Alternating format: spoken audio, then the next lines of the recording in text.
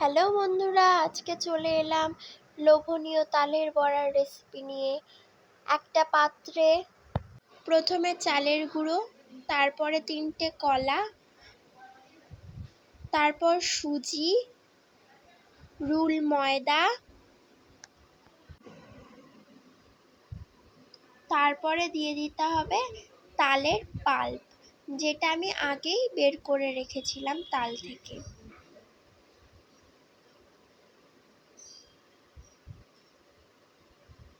তারপরে দিতে হবে নারকেল কুচি,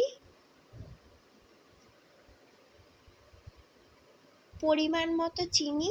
আমি এখানে 4 চামচ চিনি ব্যবহার করেছি। আপনারা যেমন মিষ্টি খান তেমন চিনি দেবেন। হাফ চামচ লবণ, বাদাম,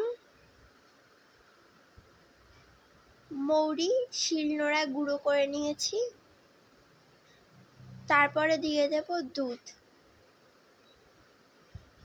এবার আরেকটা পাত্রে একটু আমুল দুধ গুলিয়ে নিয়ে সেটিকেও ওই মিশ্রণের মধ্যে দিয়ে দেব, এতে স্বাদটা আরো ভালো হবে।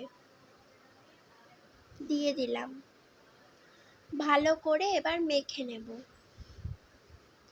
ভালো করে মাখতে হবে বন্ধুরা, একটু সময় লাগবে, তবে ভালো করে মাখতে হবে। এরকম হবে মাখতে মাখতে। আধ ঘন্টার জন্য ঢেকে দেব। এবার গরম তেলে বড়াগুলো ছেড়ে দেব।